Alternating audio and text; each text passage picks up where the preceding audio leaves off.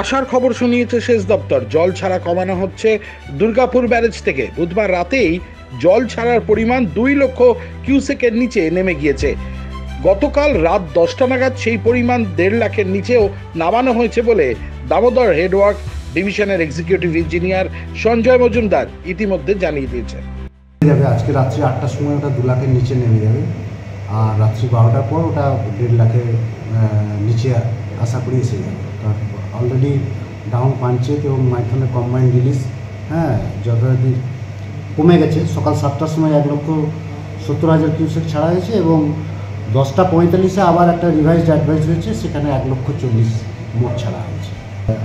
হাওড়ার আমতা হচ্ছে 60 আওয়ার্স লাগে। 2 দিন ধরে চলবে এটা, এই বন্যার পরিস্থিতি 2 দিন ধরে জলটা টাইম লাগবে আর কি ওখানে নিচে নামতে। নিম্ন অববাহিকা এলাকায় জলস্তর নামতে কিছুটা সময় লাগবে, কারণ দুর্গাপুর ব্যারেজ থেকে ছাড়া জল হাওড়ার আমতা পর্যন্ত পৌঁছতে আরও সময় লাগবে। ফলে নিম্ন অববাহিকায় যে বন্যা পরিস্থিতি ও প্লাবনের সৃষ্টি হয়েছে তা নিয়ন্ত্রণে আসতে আরও কিছুটা অপেক্ষা করতে হবে। তবে যেহেতু মাইথন এবং পাঞ্চেত জলাধার থেকে ধীরে ধীরে জল ছাড়ার পরিমাণ কমানো হচ্ছে, তাই দুর্গাপুর ব্যারেজ থেকেও কমছে জল ছাড়ার পরিমাণ। খুব স্বাভাবিকভাবেই এই খবর স্বস্তিদায়ক সাধারণ মানুষের কাছে। Democratic Indians.